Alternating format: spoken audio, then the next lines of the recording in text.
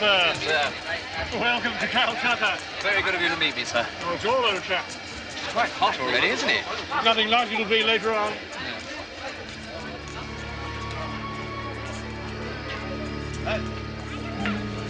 Back home, we keep reading about riots, sir. Yes, damn sad, this Hindu and Muslim business. I'm afraid you've come out at a very bad time. No. Oh, no, I'll get you home. Give you a good English breakfast. Mother sent out 2 boxes of strawberry jam. Oh, splendid. That's the best news I've heard for a long time. The Indian civil service has been my life. Would have been yours, too, but England seems determined to pull out soon. What are they doing here? Oh, nowhere else to go. They're the homeless ones. So many. You see it all over Calcutta. Thousands without work, food or homes. The city's grown enormously in recent years. Can't something be done for them? It's appalling. Yes, I know what you're thinking. I used to feel the same myself at one time till I realized they're used to it. That damn fatalism of theirs, I suppose. Anyway, they just accept it.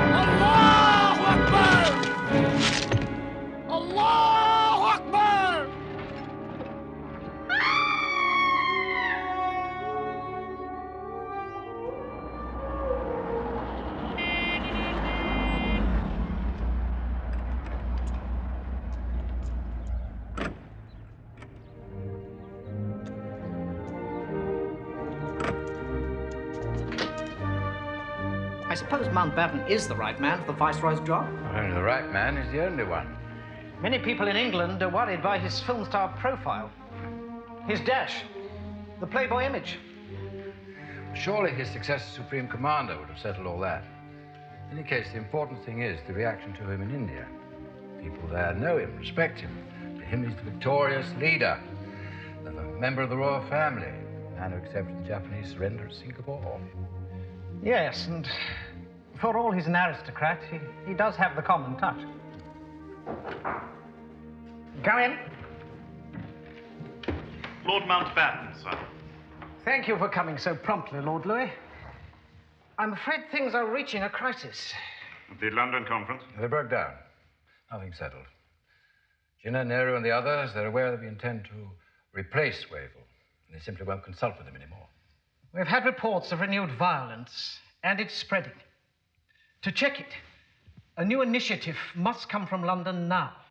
Well, Prime Minister, I've been giving it some thought, and it seems to me you have the ideal man out there already, the Commander-in-Chief of the Indian Army, General Auchinleck. He'll have his work cut out holding the forces together. What we need is not a general, but someone who is also a diplomat, who can get people to talk reasonably. Talking's no good. There's been enough talking. Something must be done in order to defuse the situation. Such as? Well, such as setting a definite date for independence. If I go out there on some kind of open-ended thing, we could be messing around forever. We thought in about 2 years. It's far too long. It has to be something more like next June, 1948, by the latest. Next June? By the time that could be announced, that will leave only 15 months. Well, I don't want to be out there twiddling my thumbs. But the situation... Just a minute. Does that mean that if the government agrees to the time limit of June 1948, you accept? Well, there's still one last thing. Is the Secretary of State for India above the Viceroy? Oh, of course he is. The Secretary speaks for the Cabinet. I can't have that. I can't have the Cabinet sitting on top of me all the time. Anything else would be equivalent of giving you full plenipotentiary powers. No one has been given those this century. Oh, that's that. Unless I have full powers to to make decisions which are mine and mine alone on the spot. I can't accept.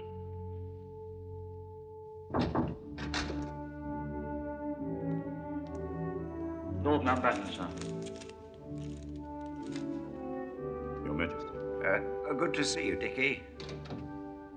I've had a meeting with the Prime Minister, Bertie. It's incredible.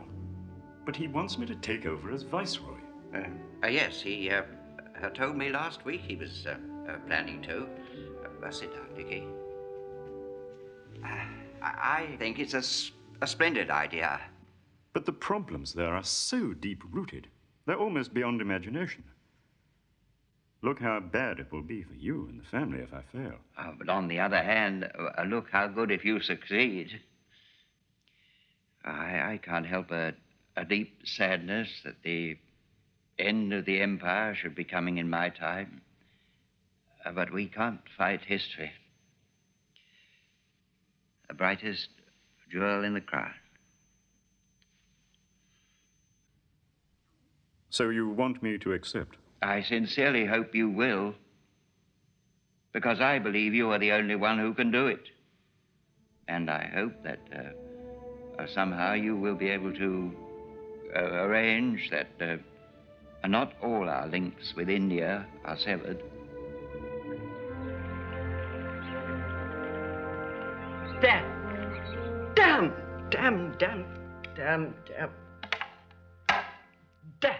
Dickie, how could you? You know what people will say? You accepted simply for the glitter, to sit on a gilded throne pretending to be a king. Oh, I doubt that, Mama. The government has got itself into a corner with this offer of independence, and they can't get out of it. They don't want to, and if I can help them with it... They know that it's bound to end in disaster. He may be more successful than some people will Edwina, expect. Please. You don't understand. I'm sorry for him all his life. He's been driven. He's obsessed with following his father's careers step by step. Like this cruiser squadron. Your father commanded it, so you want it. And then to be admiral of the fleet. But now, the politicians are going to sacrifice you just as they sacrificed and ruined your father. Mama, No one could have been more loyal, more dedicated than he was, but because the family was German and those vicious spy rumors started, they sacrificed him. You know. You've spent your whole life trying to wipe out that stain on his memory, and now you're going to throw it all away. You're going to become another scapegoat, just like...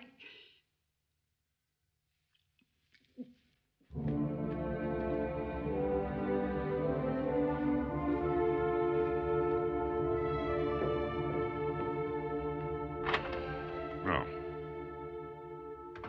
do you think I'm bound to fail? Fail? You, Dickie? You wouldn't have accepted the job if you didn't think you had at least a chance of succeeding. Attlee put the odds at 6-4. Personally, I see them as nearer 1,000 to 1. Still, I'm damn well going to have a go.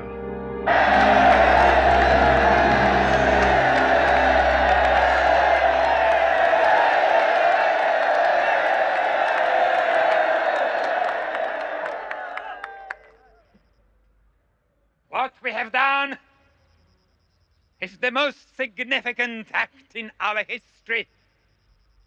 Never have we in the whole history of the Muslim League done anything except by constitutional methods. But now we are obliged, we are forced into this position. This day, we have to bid goodbye to constitutional methods.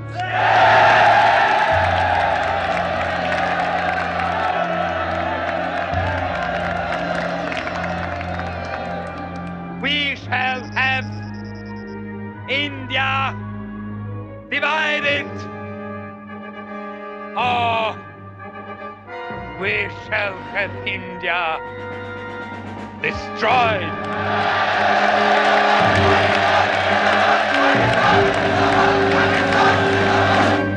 I hate this bloody place. You'd think we were back in the 19th century. Typical of British thinking about India, Pug.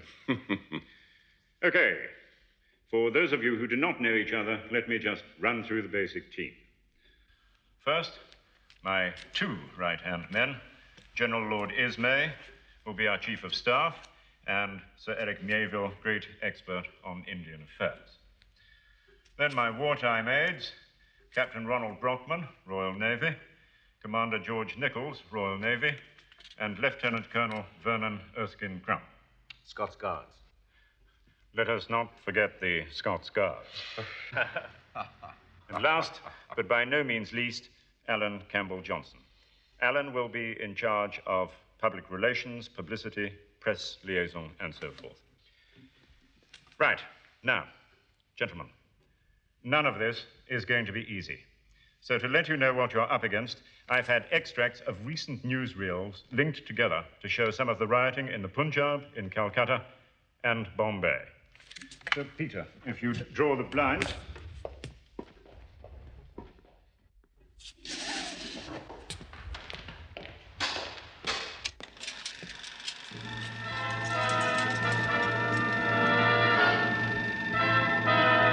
The worst riot in India's strife-torn history is sparked off as Muslims battle Hindus over Britain's plans for independence. There are plenty of onlookers, and all ringside seats are taken. Whilst the Indian leaders plead for reason following Jinnah's direct day of action, stark film highlights the continuing mob violence, looting of shops, and consequent loss of life. Government troops are fighting a desperate rearguard action to keep the communal rioting under control. With building after building wrecked by fire, thousands have been made homeless, and city life has been brought to a standstill. In the ravaged towns, troops find the mangled remains of religious violence. The death toll cannot be given, but already hundreds are dead, thousands wounded, and the city is threatened with outbreaks of typhoid and cholera. This is holy war, where men, women, and children have been slaughtered in the most savage outbursts of religious frenzy. You know as well as I do this so-called interim government is a farce. Well, isn't that rather a reflection on us? That after 200 years of rule in India, we can't leave her in a fit state to take care of herself? You're not going to get any honors out of this, you know, Pug. That's not why I'm going. And why? Because I'm proud of our record there. And I'd hate to see it spoiled by the way we leave her.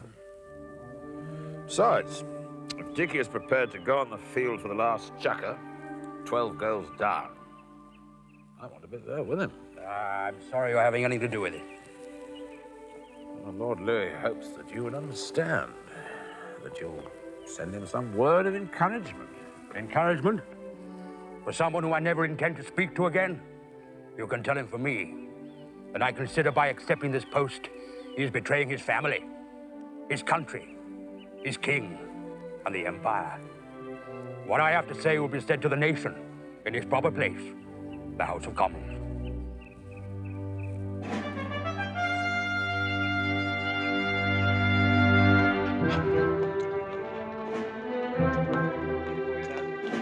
As for the new Viceroy, is he to make new efforts to restore the situation, or is it merely Operation Scuttle, on which he and other distinguished officers have been dispatched?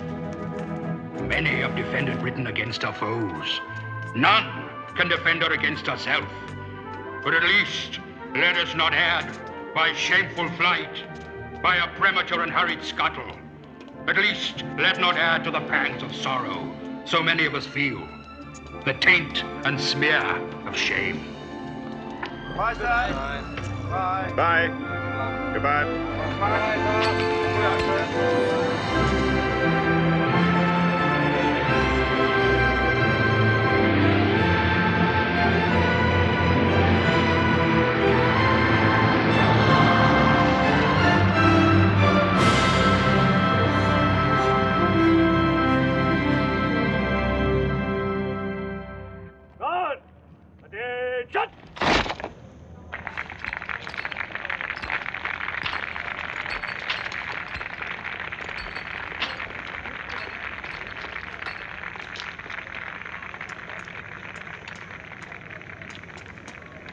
George Abel, sir. Private secretary to Lord Wavell. Of course. I believe you'll be staying on for the continuity. Yes, sir. Splendid. I expect I shall have to rely on you a great deal. This is my wife, Lady Mountbatten. How do you do? And our daughter, Pamela. You like to step this way, sir. Mr. Nehru of the Congress Party, Your Excellency. Yes, indeed. You're repaying the compliment of Singapore, Mr. Nehru. The least I could do, Your Excellency. It is a pleasure to welcome you to India. Thank you. And you, Lady Mountbatten. Mr. Liaquat Ali Khan, Deputy Leader of the Muslim League. May I add my welcome, Your Excellency, and that of my leader, Mr. Jinnah. Thank you very much. I look forward to meeting him. Welcome to you in India, Your Excellency. It's a pleasure to be here. Welcome to India, Your Excellency. Thank you.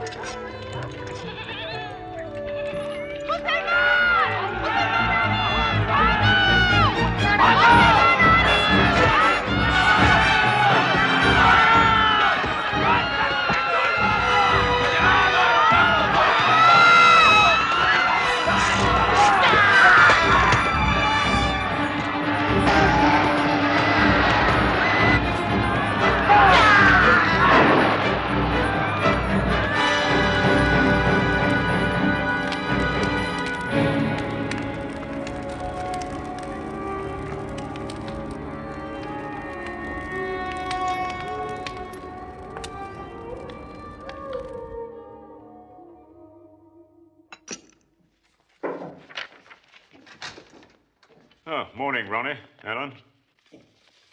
Morning, sir. Early start, sir. Yes, I've just got this report from Bengal.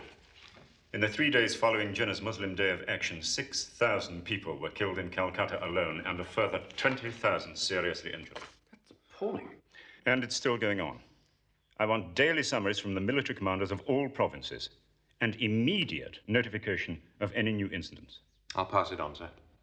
I want a review of the public health situation, rail transport, and food distribution. Yes, sir. There's been a good response from the Indian leaders to your invitation to talk, sir. Nehru's accepted already. Good. I think I can communicate with him. You'll want press coverage? Oh, I certainly don't want it kept quiet. Right. Would you see these are typed and sent off right away, please, Ronnie? Right, sir.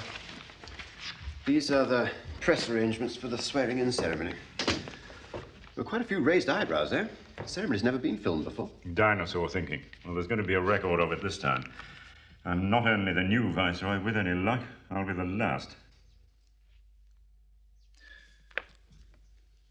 Just between us, Alan, as the ceremony comes closer, I confess I feel not exactly nervous, rather more aware, more tightly strung.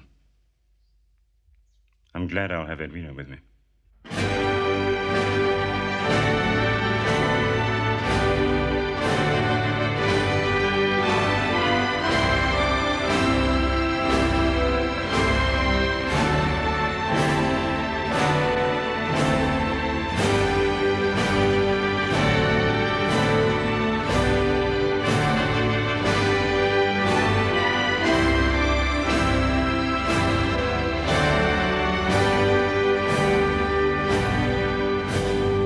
No Viceroy ever had a more beautiful consort.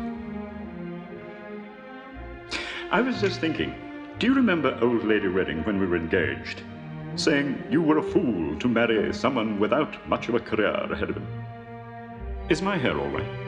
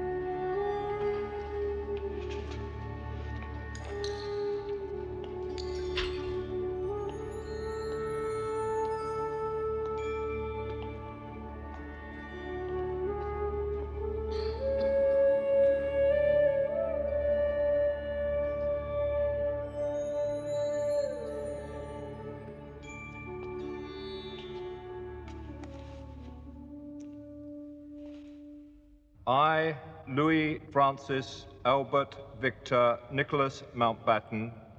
I, Louis Francis Albert Victor Nicholas Mountbatten.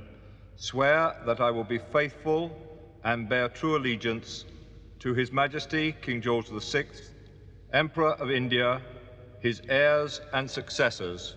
Swear that I will be faithful and bear true allegiance to His Majesty King George VI, Emperor of India, his heirs and successors.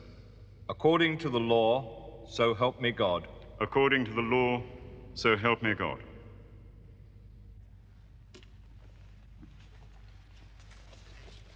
Although I believe it is not usual, I should like to say a few words to you and to India. This is not a normal viceroyalty on which I am embarking. His Majesty's government is determined to transfer power by June 1948. This means that a solution must be reached within the next few months. In the meantime, every one of us must do what he can to avoid any word or action which might lead to further bitterness or add to the toll of innocent victims. I am under no illusion as to the difficulty of my task. I shall need the greatest goodwill of the greatest possible number. And I am asking India today for that goodwill.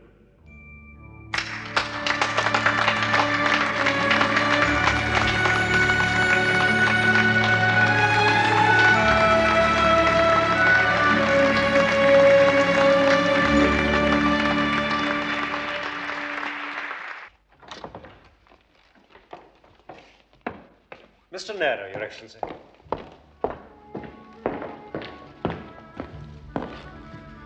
How nice to see you, Mr. Nehru. I was delighted by the invitation, Your Excellencies, especially on such a historic day. Oh, please, no more standing on ceremony. We had enough of it this morning. Do please sit down. Thank you. It seemed to go very well this morning. May I compliment Your Excellency on your unexpected speech? I felt it was needed. It was very effective. It also sounded as if you had the authority to make your own decisions. Have you, by any chance, been granted plenipotentiary powers? What if I have? But in that case, you will succeed. You're very gracious. At a difficult time like this, I am surprised that Mr. Gandhi is not here in the capital. He considers his crusade to stop bloodshed in the Bihar villages more urgent. But in any case, wherever Mahatma Gandhi is, that is the capital of India. We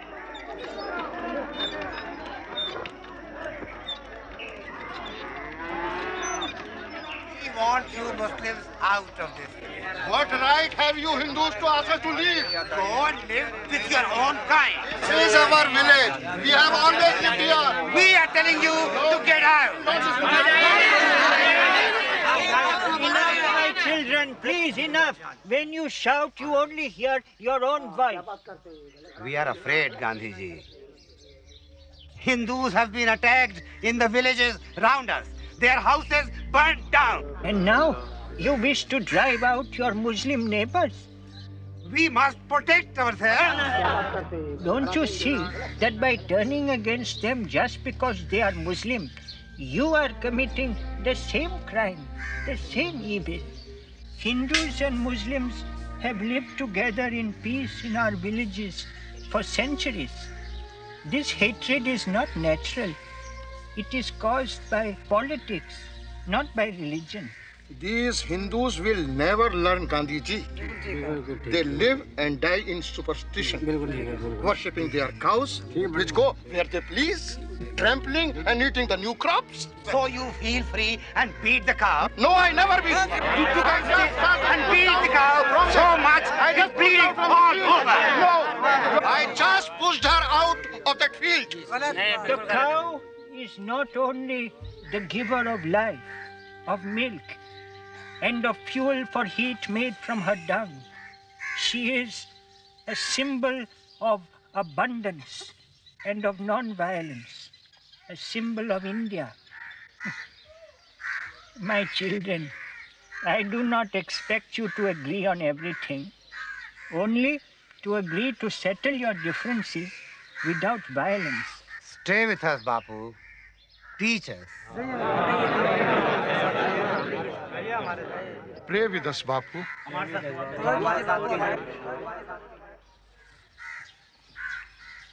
Hey, Rama, King of the universe, who makes the sinner pure, who is both Ishvar and Allah, who gives his blessing to all. Jolly good. Thank you. Yeah, that's one for posterity. I wish first to thank you all, gentlemen, for accepting my invitation. We are here for no less purpose than to settle the future of India. It is my view, and the view of His Majesty's government, that the sooner power can be transferred, the better for all concerned. I think we are all agreed on that, Your Excellency. I must first ask you once again, formally, Mr. Jinnah, if you will accept the cabinet mission plan for a united, federated state of India. No, it is totally unacceptable to myself and the Muslim League. Very well. We must now discuss the details of the new initiative. If Jinnah will not accept a government controlled by the Congress party and insists on partition, you and the government simply resign. And call new elections? No. Don't you see? You ask Jinnah to form a government. Just hand it over to him. As a gift to him? To prevent the greater evil of partition. That's too high a price. You do not understand, Vallabhbhai. I don't even want to understand. And you, Jawaharlal? I believe Jinnah is bluffing, and the League is not so powerful as he is trying to make out.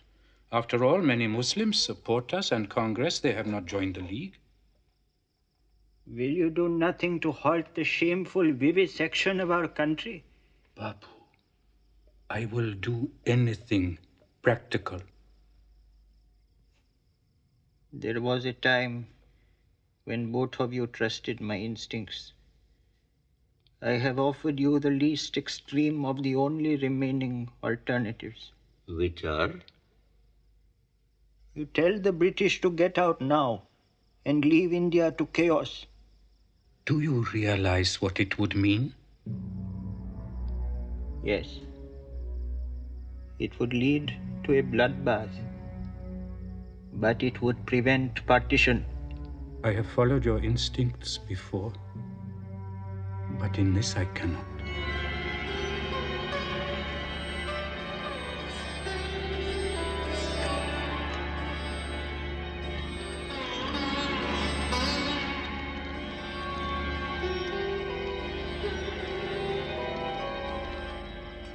I shall enter into discussion on one condition only. Mr. Jinnah, I'm not prepared to go into conditions or anything else until we're better acquainted and I know more about you.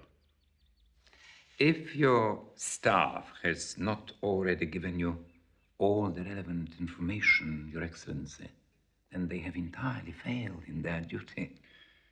I know some of what the world knows, but I should like to hear the rest from you yourself. For example, how did you come to join the Muslim League? I understand you were once a leading member of the Congress Party. The policy of England has always been divide and rule. I was convinced that with Muslims and Hindus united, independence would come much sooner. And what led you to change your mind?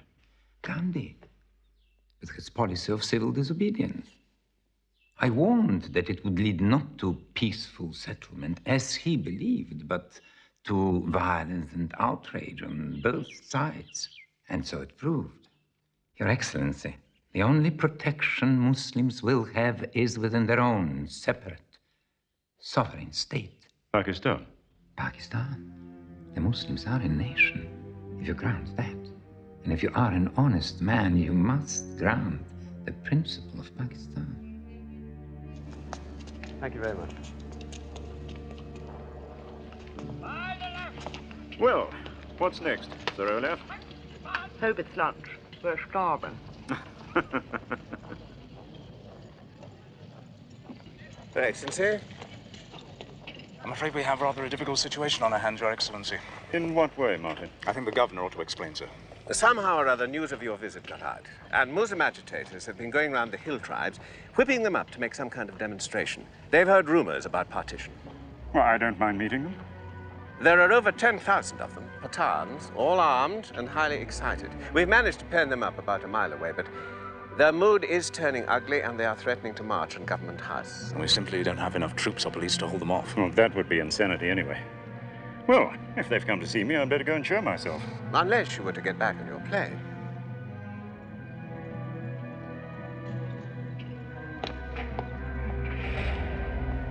Better get back to Government House, Martin. Sir.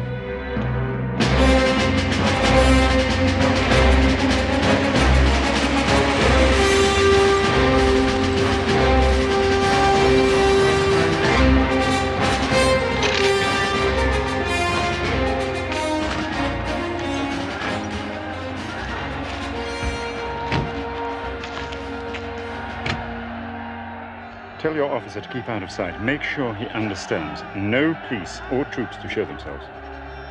Yes, Your Excellency.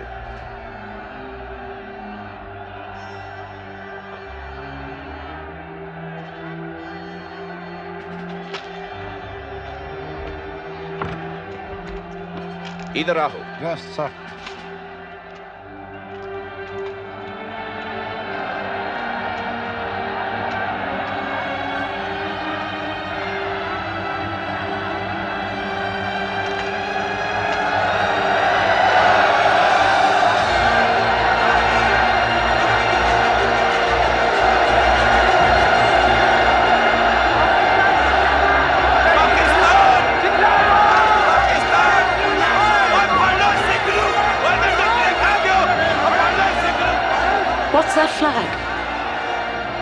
if you had your spectacles on, you'd see it was Pakistan.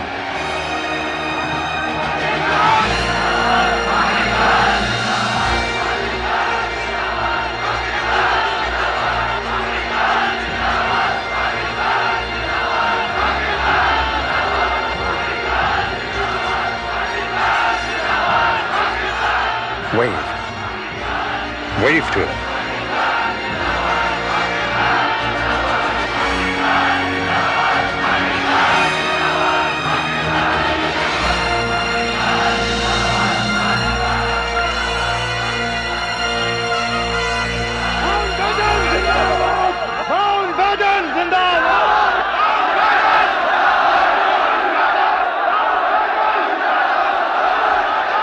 It's absolutely incredible.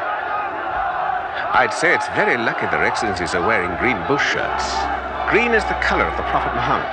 The tribesmen have taken the shirts as a compliment.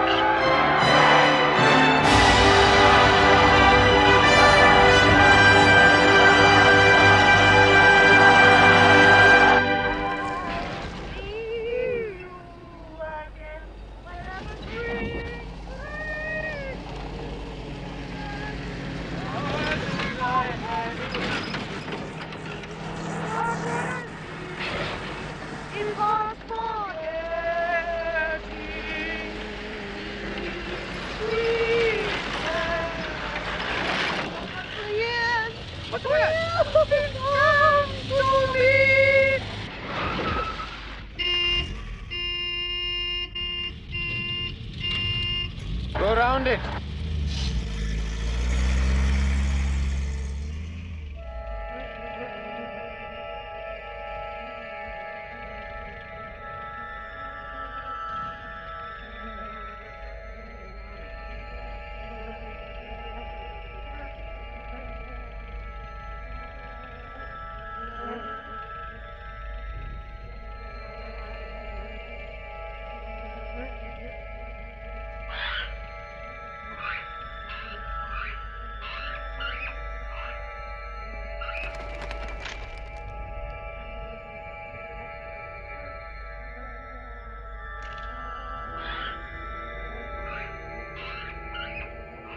How can you politicians allow villages to be torn apart that have lived together for Edwina, centuries? it is not just we politicians. There are extremists, as you know. Extremists. How can you let it go on? How many families must be wiped out before something is done to stop it? There are places, I've you seen know. these No, things. listen, Edwina, there are places where Hindu and Muslim live peacefully together, and our police have orders to protect those communities. The police are powerless, and even the army can only control a few areas. You know that.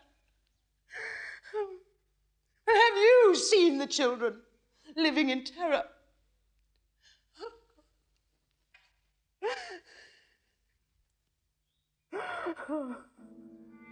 You see, they are your future as well as Jinnah's. For God's sake, let there be a Pakistan, if that's what it will take for the children to stop living in fear. Edwina.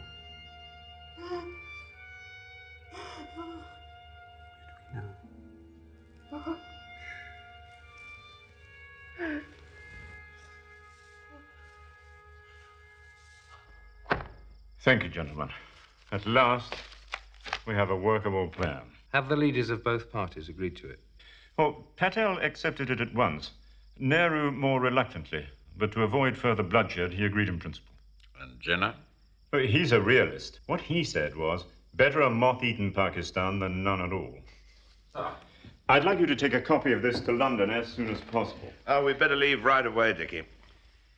Well, gentlemen, thank you. You've done a remarkable job in a very short time. There's still a very long way to go. And some of us are very worried at the speed of it all. Yes, I know, Pug. I'm aware of that, but there's no time, and it's the only way. I hope you'll be able to get some rest while we're away. Well, I'm going to take Edwina up to Simla for a week or so to relax. Good luck.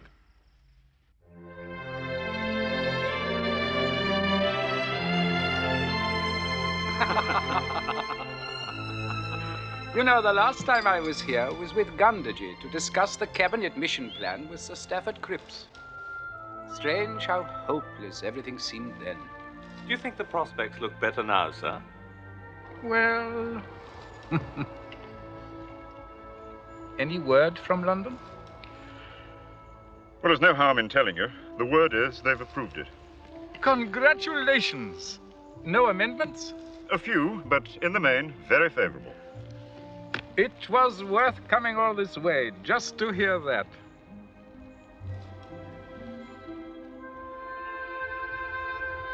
I wonder if you would excuse me.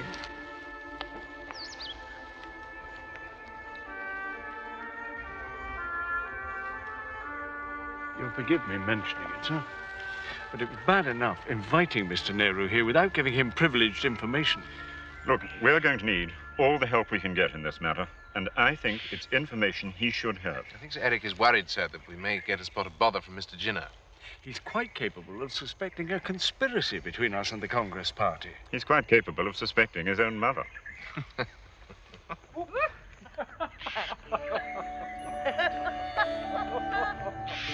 that serves me right for playing the fool.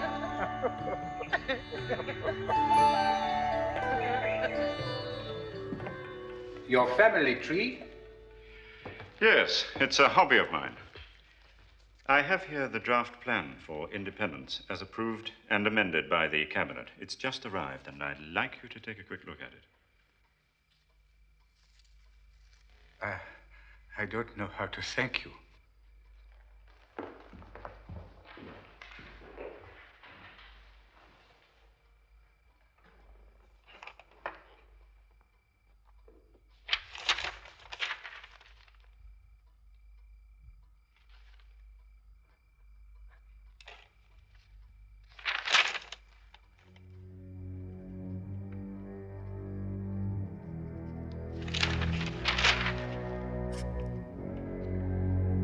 Take your time. Read it as carefully as you wish. I don't need to. It's completely unacceptable. What's wrong with it? Everything. That would split India up into another Balkans. Please, you might at least let me know your main objections. Very well. We accepted the concept of partition, of Pakistan.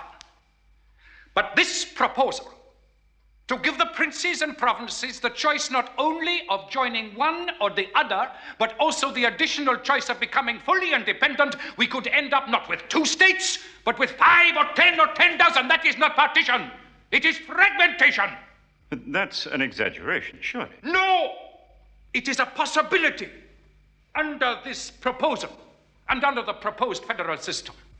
Just at this time of greatest danger, it could seriously weaken the central government, which alone can prevent the breakdown of law and order. And we shall never accept the concept of Pakistan and Hindustan. It must be clear that India remains, while it is Pakistan that breaks away. I cabled London last night and let them know the plan had been scrapped. If only I hadn't guaranteed it would be accepted. You were right, VP. Mr. Nehru does not reject the entire plan, only certain sections. Yes, the most important ones. There's nothing for it. It'll have to be completely redrafted in the light of his comments. And I want you to do it. Very well, sir. On the basis that the provinces have only one choice, India or Pakistan. One choice. And let's put in your suggestion of the offer of Dominion status. Can you start right away? Yes, sir. I'd better get back to Delhi. No, I mean right away. Now, how soon can I have it? It will take about a week, sir. No use. I must have it by 6 o'clock this evening. But, sir, I don't... 6 o'clock, VP. If I don't get Nehru's agreement tonight, I might as well pack my bags.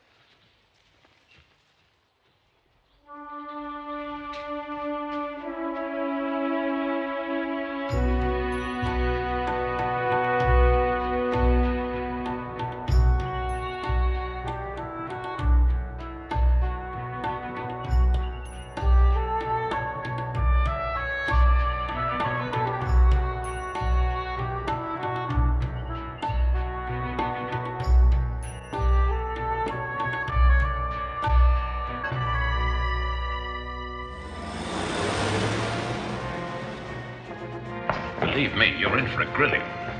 George and I spent a whole week talking them into one plan, and now you've told them to forget all about it.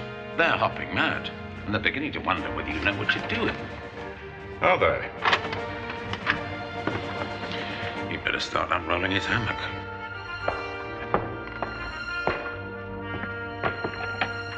Well, it seems that Lord Louis may well be right. However, there is a serious problem with passing the Indian Independence Bill.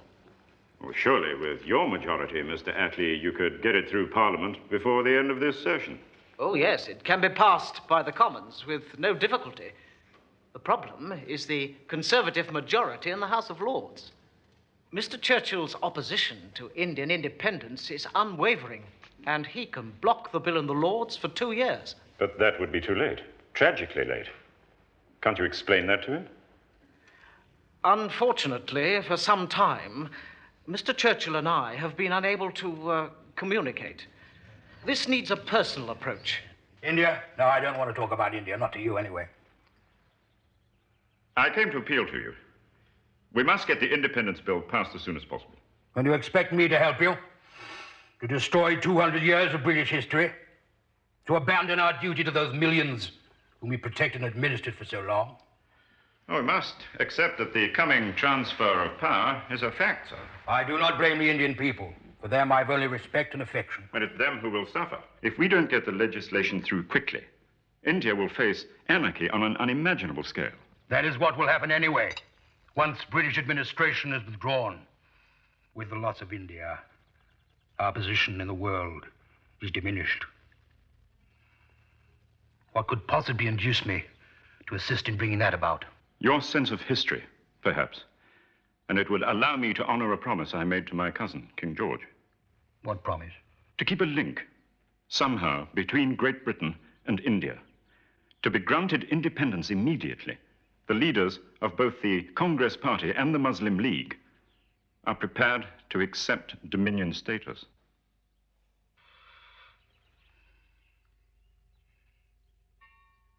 Do you have that in writing?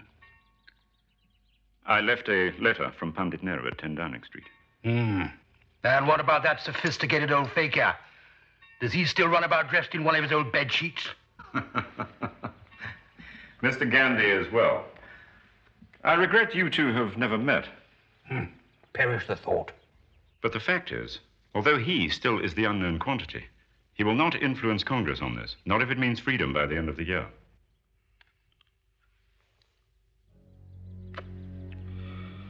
At least, if India remains as part of the Commonwealth, all might not be lost. The British public will back you. And you and the Conservative Party?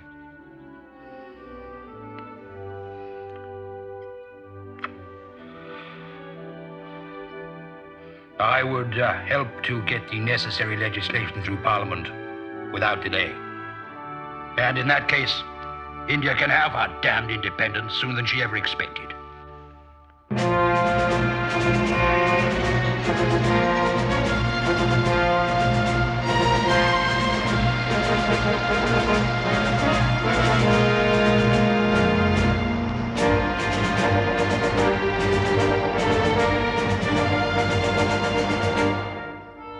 I'm not going to allow you, for whatever reason, to throw away the dream for which you have worked for so many years.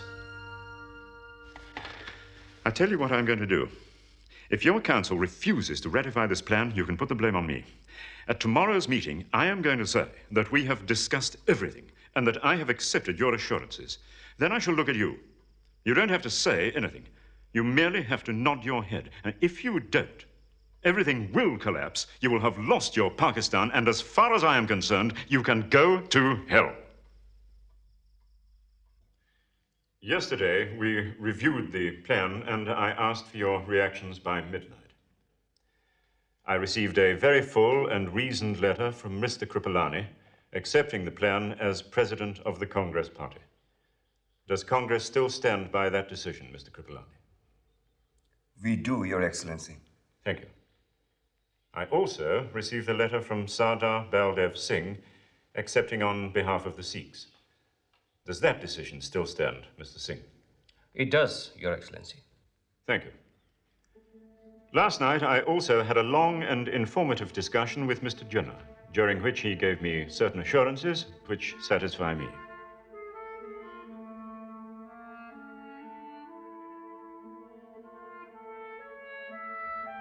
Well, this must be a unique moment. We all seem to be in agreement.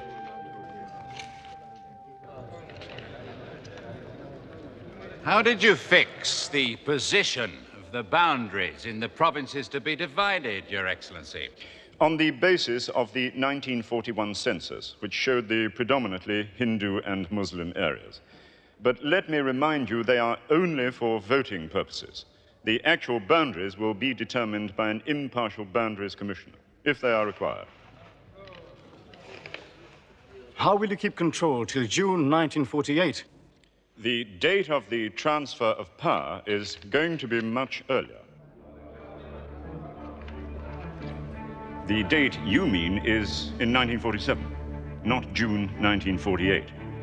The British, including this chap here, may have left by the end of 1947. We may have booked our berths and be gone.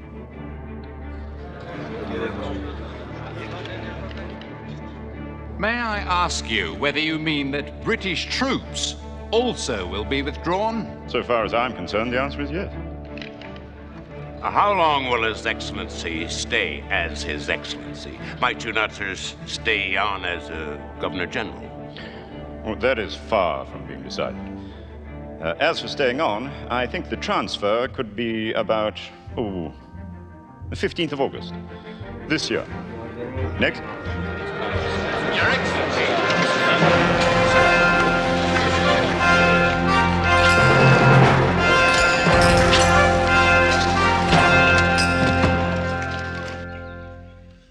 So peaceful here. I envy you. For weeks, I seem never to have stopped talking. You may be at peace, but you've ruined mine. Independence on August the 15th? If the British government had set such an early date, why didn't you warn us? Because they didn't choose it. I did. It popped into my head the moment the question was asked. But it's less than 3 months away. Just 72 days. I'm not sure we can accomplish everything in the time. It's got things moving, though, isn't it?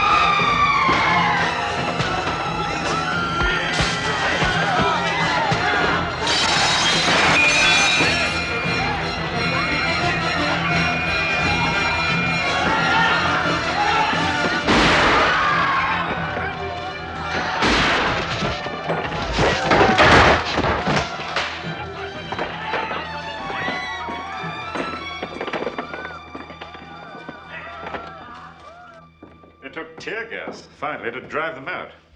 Who was it who was after him? Some of his own people. Thank you. Khaksars, servants of the dust, they call themselves. Muslim fanatics who want an undivided Pakistan from Karachi to Calcutta. They think Jinnah sold them out. Will you have a drink, Claude? No, thank you. No? Are you sure? Yes. What's this? Oh, my new calendar. Each page shows exactly how many days to partition. Well, now, Claude, we have to talk about the army. The Indian Army. Shortly to be split between India and Pakistan. Dickie, we're talking about the most superb army in the world. To split it up would be to ruin it. No, we're not starting on this again. I agree with you. But the Indian leaders do not have the same sentimental attachment to it that we have. Nehru and Jinnah have insisted on having their own national armies under their own control by Independence Day, August the 15th. It's a natural wish, and we agreed to it. Look, we've been friends for many years. I don't want us to fall out over this. Jinnah has said he doesn't care whether it's one sergeant and a rifle, but he wants his own army, and we must give it to him. Very well. But it literally is impossible in the time. Why? Well, think of the complications. Ever since the Great Mutiny, every regiment has been organized into communal battalions, Hindus, Muslims, Sikhs, to balance one another. Well, that makes it easier. The Hindu and Sikh battalions stay in India, and the Muslims go to Pakistan. Can you imagine the shambles that would cause in every divisional command? What, hundreds of disconnected units being shipped backwards and forwards across the country just when we might need them most, and that's without asking who's to command them. What do you mean? Well, we've a few Indian brigadiers, but the entire general staff is British. Then you'd better select some Hindu and Muslim officers and promote them double quick. And no argument, time is short. At least let us keep some British troops as a strong central force until after partition. It's out of the question. Your Excellency, I was appointed Commander-in-Chief to defend and maintain security in the subcontinent. Circumstances prevent me from doing that. But I still have a solemn duty to protect the lives of British civilians. I appreciate your concern, but they're in no danger. At least let me have some sort of a unit that I can... realized it yet? I'm not discussing it. Look, neither of us like it. But we've just got to get on with it. You just have to get your staff busy organizing the armed forces. And no bloody nonsense about it. Three to India and remaining three to Pakistan. Now, gentlemen, item 323 is 2 sets of ceremonial carriages, one of gold trim and one of silver. The agreement clearly states that 80% of the assets should go to India, 20 to Pakistan. It would be criminal to break up the set. I repeat, the agreement clearly states... Why should the Governor-General of Pakistan need fewer carriages than the Governor-General of India? Gentlemen, please, we've managed to arrange everything thus far without losing our tempers. Do you think we could keep it that way, please? There's a time-honored way of settling these things. We'll toss a coin. Heads for gold. Agreed? Major Khan? Certainly. Heads. Heads it is, Major Singh. Gold for India. Now, see that the cushion's harnesses and bridles... That's everything. Except for the Viceroy's post horn. The horn will go with a gold set. I deny that categorically. Well, we'll toss for it. So you will win again. I am not going to gamble for it. Come along, gentlemen, please. This is the last object. You won't toss for it. It's not much good split in half. There's only one fair solution. I'll keep it myself. But the agreement clearly states that... Look very nice on the mantelpiece. Go to India, 20%. I'm afraid Nehru can't make it. He's got a cabinet meeting. He sends his apologies. Thank you. Meanwhile, he's left me with a problem to add to all the others. He's asked me to be the first Governor-General of the Dominion of India.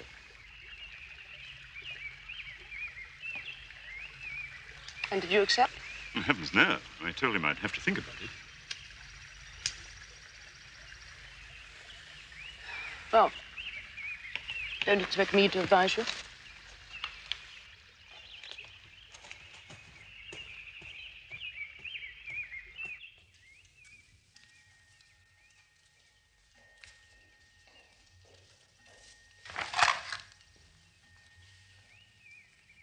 Edwina, what's wrong? You always said you wanted to do your job here and then get out as soon as it was done. I still think that's what we ought to do before we get too involved here. But it's a tremendous honor Nehru's offering me. Yes. And a tremendous challenge. Also, it would help with the princes for them to know that I'm staying on. So you've already decided? No, I haven't. Because it wouldn't be fair to Pakistan. Attlee and the candidate feel, as I do, that both countries should have a joint Governor-General in their first years as dominions to handle mutual problems and help prevent friction. And what does Mr. Jinnah think? Oh, as usual, he won't commit himself, and I can't just walk up and ask him. Could you bear to have him to dinner again? Oh. He'll only hog the conversation. He never knows when to stop. Well, it's all right for you. I'll be next to his sister, Fatima. Yes, all right, ask him. As long as he doesn't tell any of his jokes. Oh, I know. Let me tell you a story, Lady Louis. Yeah, I know. And they're also unfunny. You never know when to laugh.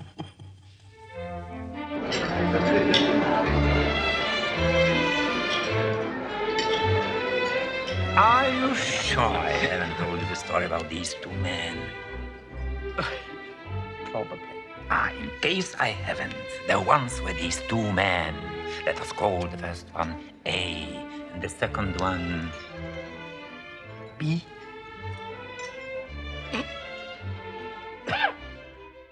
Sir Cyril Radcliffe, sir. Ah, Sir Cyril, how good to meet you. Have you settled in all right? Yes, thank you, Your Excellency. The bungalow's most comfortable. Good. Though I don't know how long I shall take to get used to being surrounded by armed guards. You're the most famous man in India at the moment.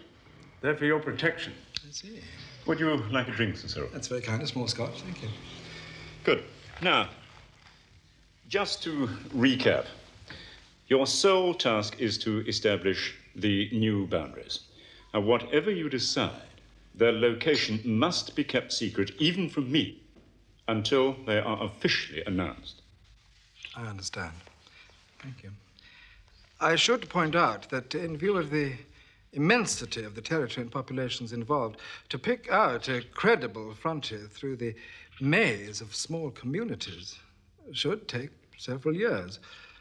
I do appreciate, however, that this is a matter of some urgency, and I am ready to work with that in mind. How long do I have? It must be finished by August 15th. Dear God. You have exactly 5 weeks.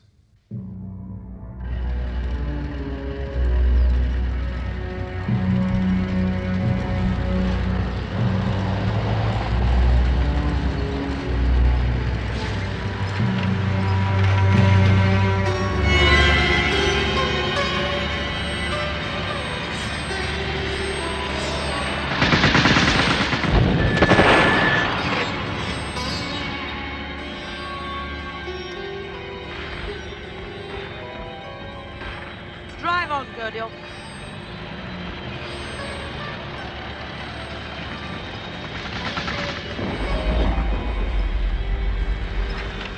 It's a city of the dead.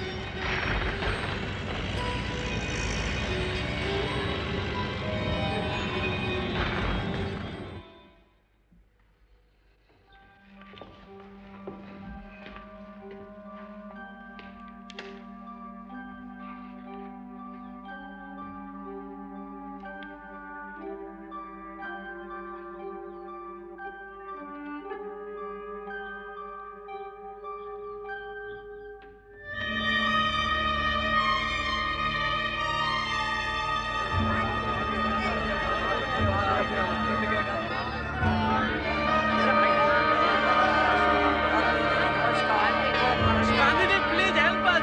We have nowhere to go. Please, Gandhiji, help us. We have nothing. हम बर्बाद हो गए Mahatma Gandhi ji. Please help us. Gandhi ji हमारी मदद कीजिए. Gandhi ji.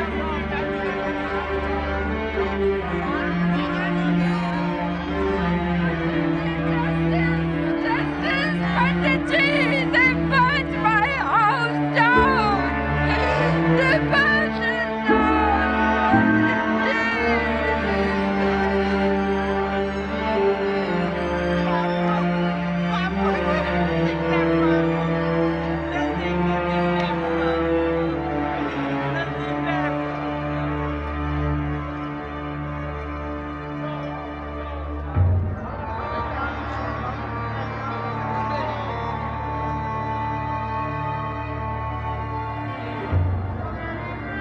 Take this, please.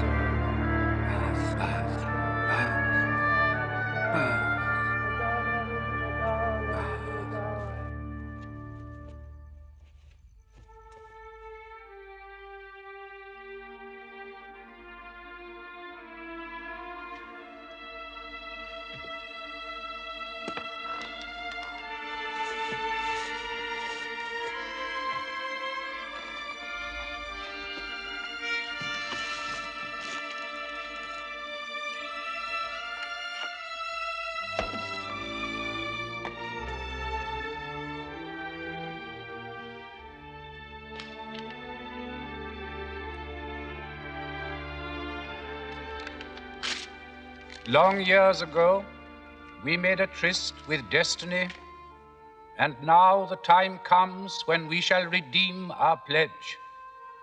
Not wholly or in full measure, but very substantially.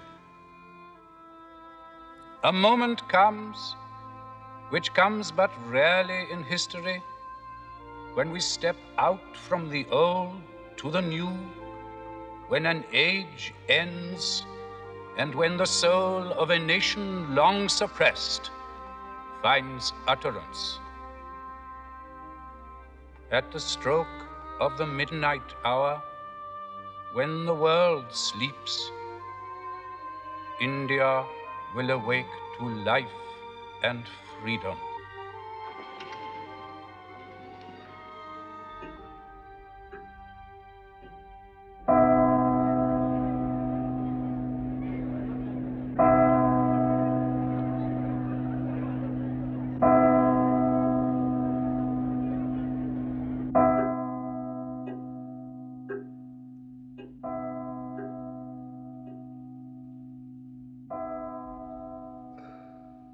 The King Emperor.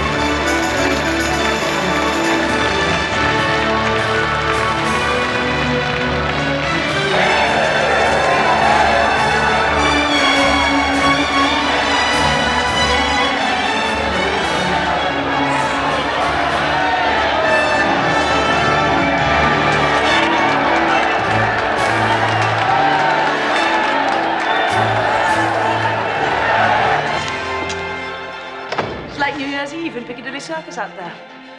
And it could never have happened if it wasn't for you. The birth of India. And the death of the British Empire. Your grandmother Victoria would never have believed it possible. Oh, by the way, congratulations. I had a call from London. I've been raised to the rank of Earl. You are now Countess Mountbatten of Bowman. Oh, you deserve it. Thanks. But not only me. Hold on.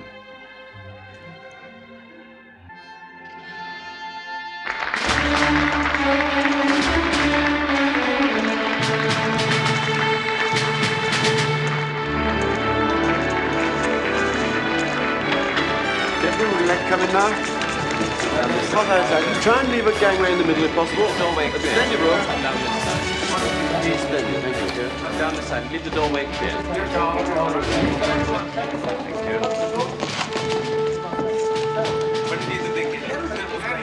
Mr. Prasad, Mr. Nehru, welcome to Government House.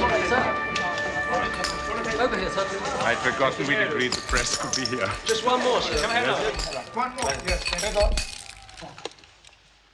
Your Excellency, Lord Mountbatten, we come here for a unique occasion, for a unique reason. Let us gratefully acknowledge the consummation of the historic tradition and democratic ideals of the British race. Thank you, Mr. Prasad.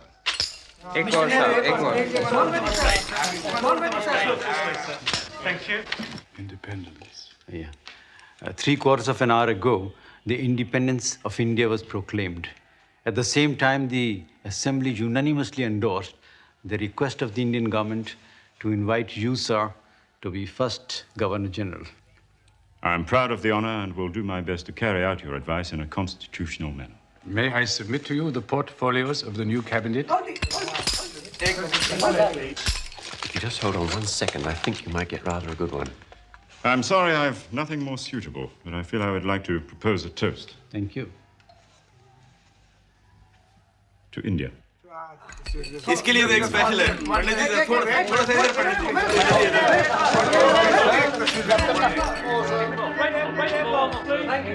I too would like to propose a toast to His Majesty King George VI. To His Majesty. His Majesty. His Majesty. This way, please. Your Excellency. Your Excellency, one more, please.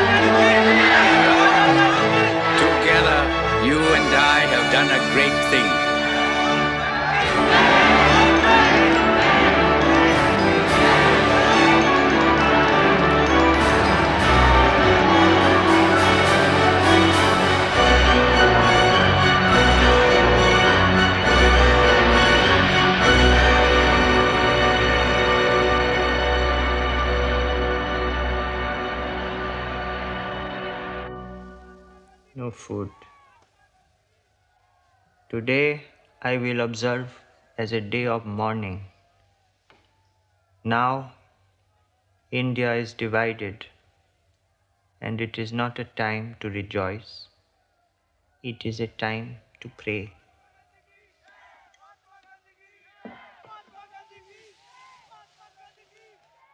Listen to us, thy children, in their need and sorrow. A great evil is about to fall on our land.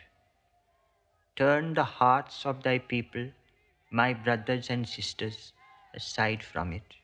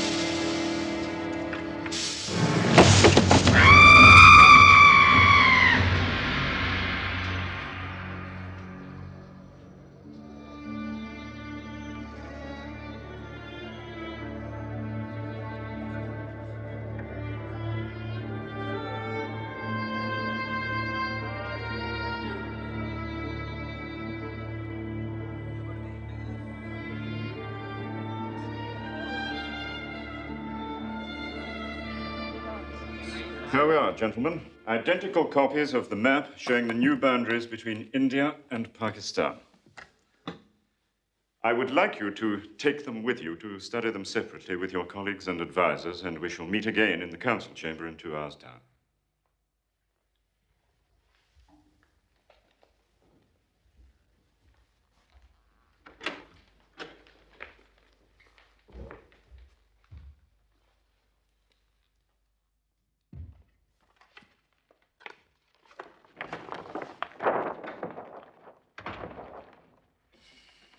Partition.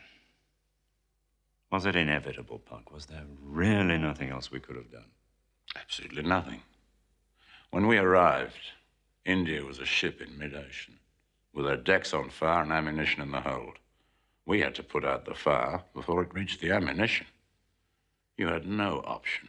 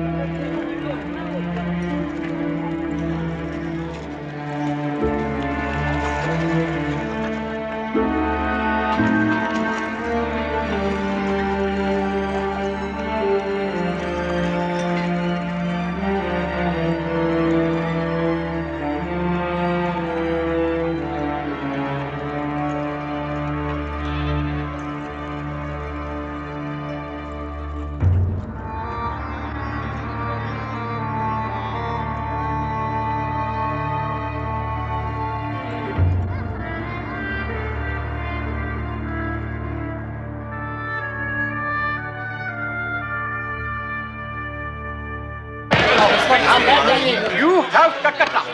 You have Calcutta. And you have Chittagong and Sylhet. Do they make up for Calcutta and Gurdaspur? Please, gentlemen, please. Makes them able to talk to one another, not at one another. I asked for reasoned comments. How can we make reasoned comments when we are faced with the realities of partition and need time to absorb them? When we asked for partition, I never expected it would create an East Pakistan that is unable to survive.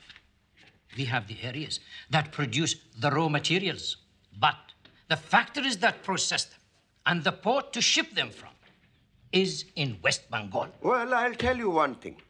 The panic in the border areas is going to get worse. And people who thought they were safe in India will find themselves in Pakistan. And millions of others who rejoiced at the creation of Pakistan will find themselves trapped in India.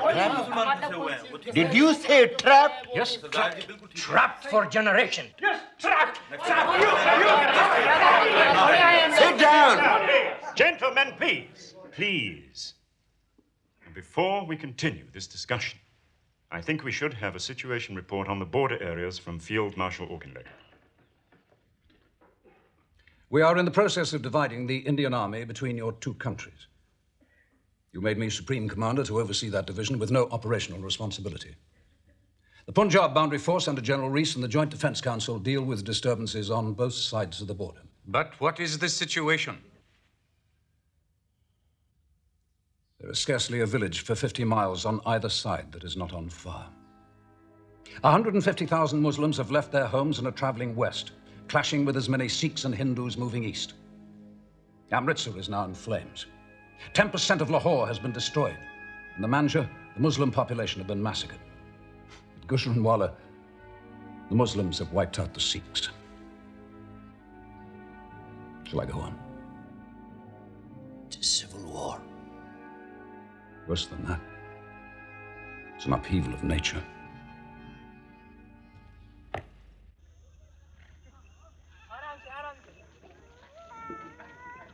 The column. God be praised. Come.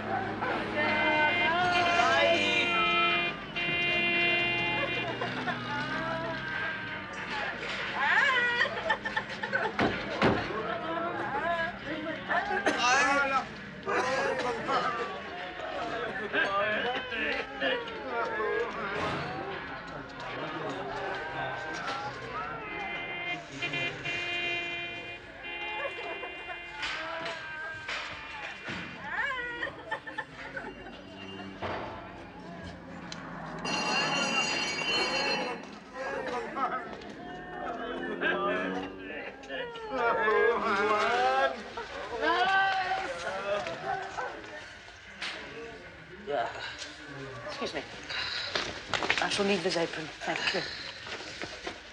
You see, press down. Very hard. Press.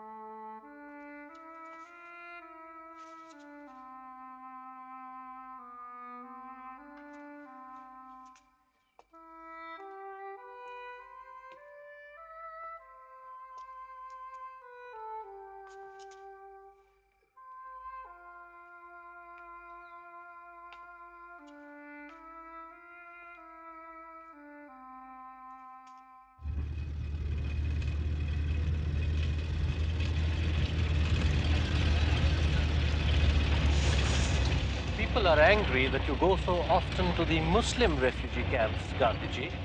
How often must I say that I go where I am most needed?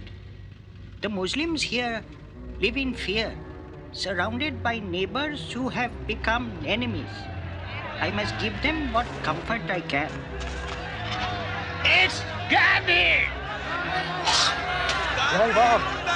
No, stay where you are. Do you hear what they're shouting? Gandhi Murdabad. Death to Gandhi. Papuji!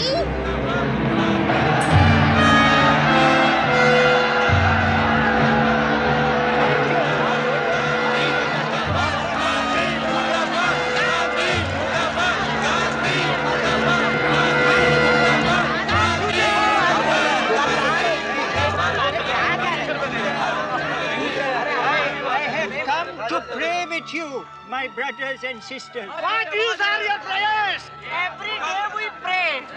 Every night, most of our people are killed. We should fight.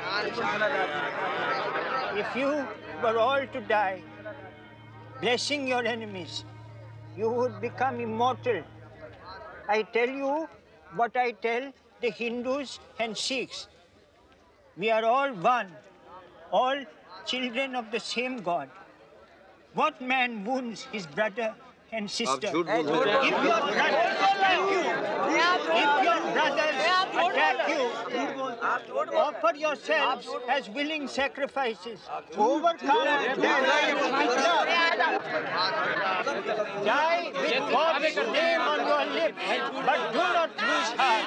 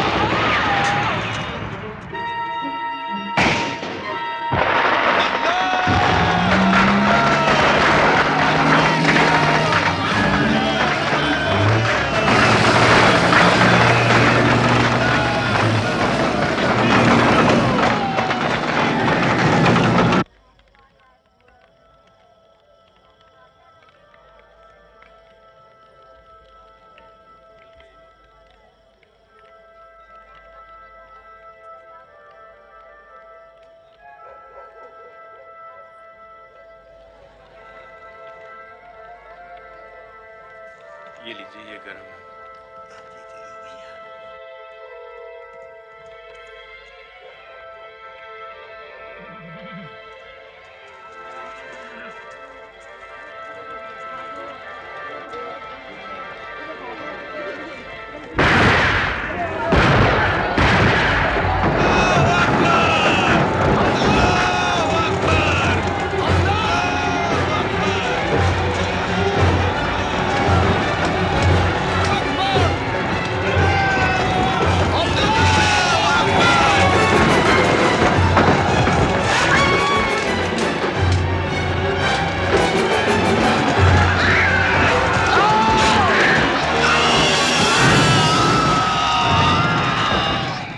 Kashmir?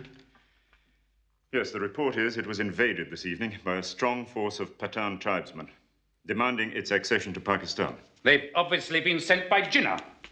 This is an outright act of war. The tribesmen say their aim is to liberate their fellow Muslims from the rule of the Hindu Maharaja.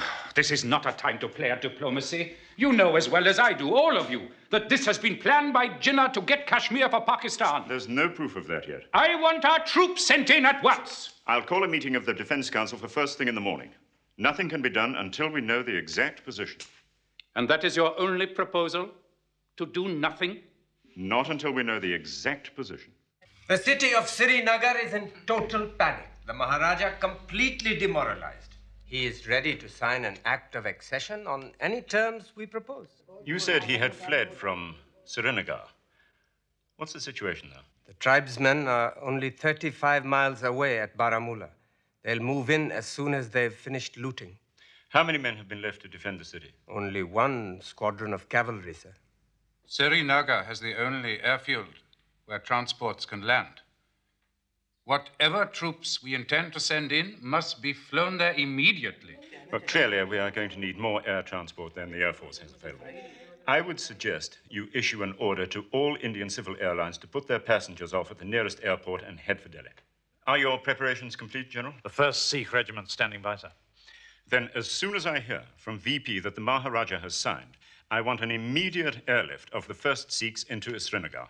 Reinforcements will leave at dawn by road tomorrow. At all costs, the airport must be held. Very good, sir. A message came through from Field Marshal Auchinleck half an hour ago. He has just had a meeting with Jinnah, who is at Abbottabad, waiting to make a triumphal entry into Kashmir. If now we can move quickly enough, he may have to wait a little longer than he thinks. These tribesmen had 2 days to reach Srinagar. They could have done it in as many hours. 130 miles of undefended road.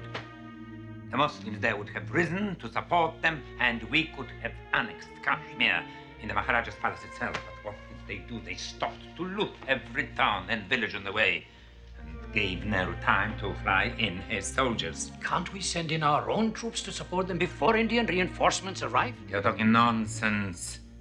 We don't order our regulars in. Anyway, our army would fall into pieces without its British officers. Now, all we can hope for is that these stupid tribesmen will hold on at least to some part of Kashmir while I patch together a bargain with Delhi.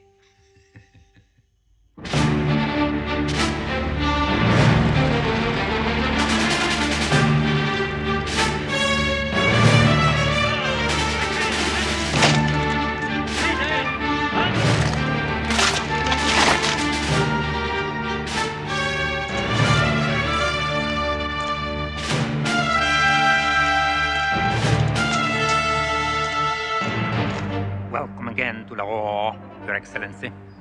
It's a great pleasure to be here, Mr. Jinnah. And welcome to you, Lord Ismay. Thank you, Your Excellency. Perhaps you'd care for some refreshment after your journey?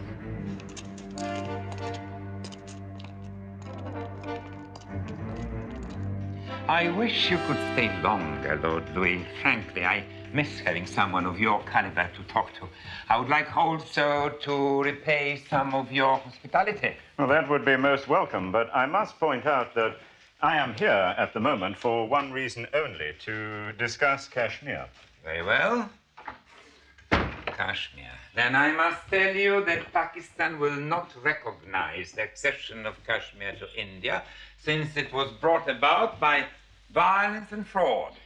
I agree it was caused by violence, but that came from the invasion of the tribesmen, for whom Pakistan and you are responsible.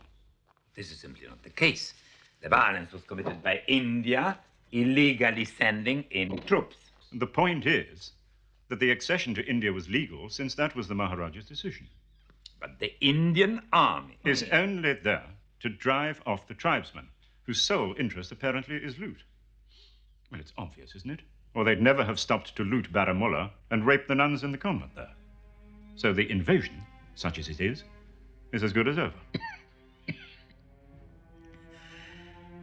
In the circumstances, I propose that both sides should withdraw at once and at the same time. But these tribesmen are a law unto themselves. How can they be talked into leaving? If you agree to my proposal, I shall call the whole thing off. I mean, I shall use my influence to get the raiders to withdraw. What is it? I'm sorry. You were miles away. Just daydreaming. No. I should have known you would see beyond any mask I wore. No, everything seems much better. But that is only on the surface. The disruption of so many lives. It will be years before it is settled. Many years. And until it is dealt with, there is no possibility of India making the progress, the economic progress that I want for her and for our people. You'll win this fight as you've won so many others. I know you will. But you know, sometimes to be strong, to bring about the changes that are needed, you have to make decisions you regret. Old friends, old loyalties. You mustn't be ruled by them. You have to think only of India.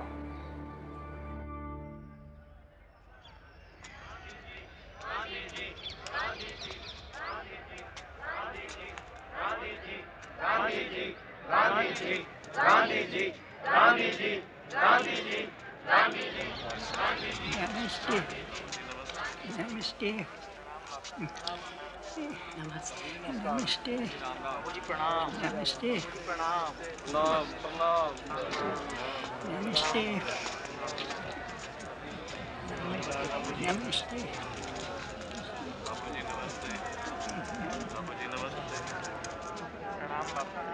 You see these poor people, how many we have kept waiting. You are my watches. How could you let me be late?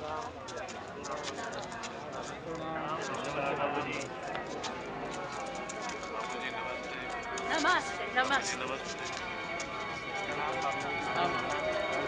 Namaste, namaste.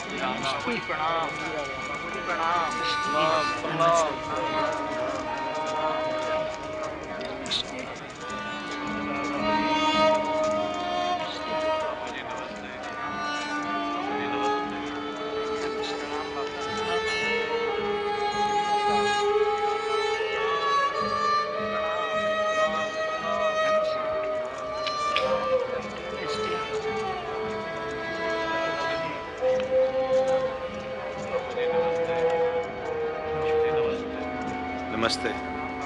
You are late today. Namaste.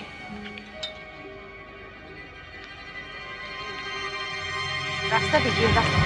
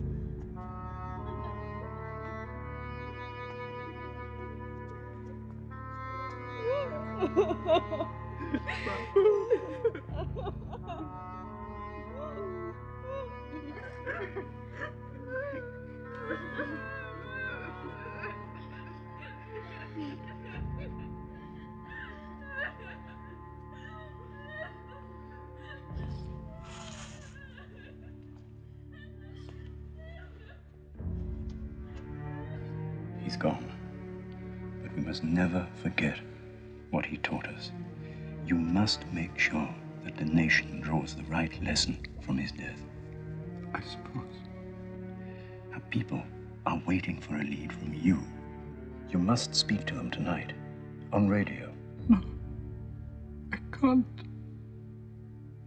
I can't think yet. I wouldn't know what to say. Think of him. You'll find the words.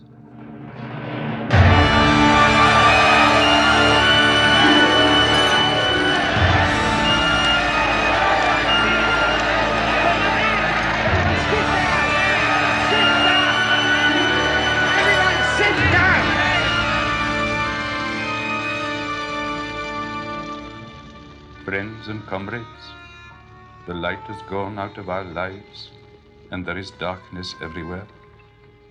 And I do not quite know what to tell you and how to say it. Our beloved leader, Bapu as we called him, the father of the nation, is no more. Perhaps I am wrong to say that.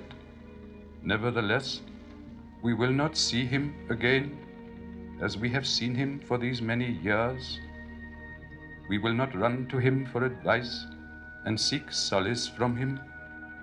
And that is a terrible blow, not to me only, but to millions and millions in this country. And it is a little difficult to soften the blow by any advice that I or anyone else can give you. The light has gone out, I said, and yet I was wrong, for the light that shone in this country was no ordinary light.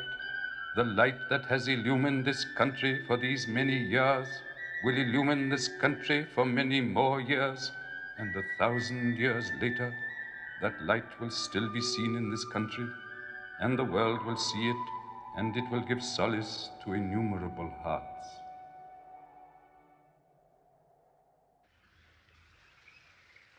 Do we have to go? Why do we have to? So many people, our friends, the government, they've all asked you to stay on. It's time to go. And besides, you have to get back to the Navy. Well, if ever I'm to make First Sea Lord, I can't leave it too long. And what about me? What do you mean? My work doesn't matter, does it? Nor my life. Edwina. You don't understand, do you? You never did. Tell me. You married me to be your consort, to look after your home. And once upon a time, that was enough. I loved it. But in these last years, I've come awake. I've found myself. See, in Burma, now here in India, I've been able to give something. I have become somebody in my own right. So how can I go back to England and be a hostess and sit on polite committees and make polite conversation? You see, here I'm needed. And loved. I've seen how much being here has meant to you. Perhaps I didn't realize how much. But what can I do? It's time for me to leave. My work is done. You're my wife. I can't leave you here. I need you too, Edwina. We're a team, and a good team.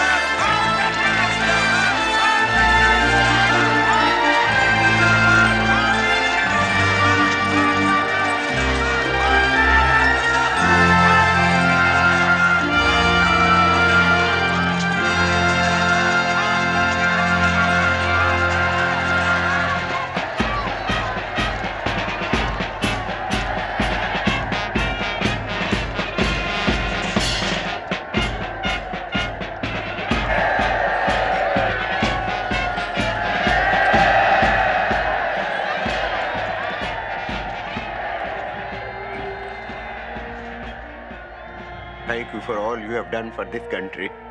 Goodbye. Thank you. Goodbye, Mr. Patel.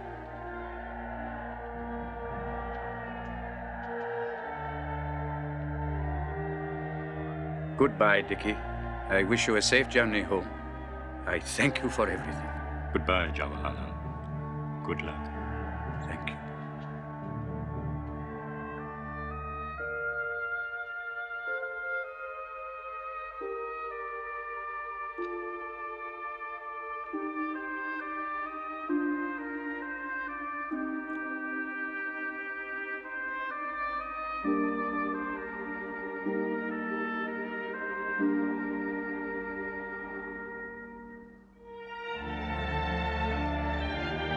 Goodbye, Pammy. Goodbye.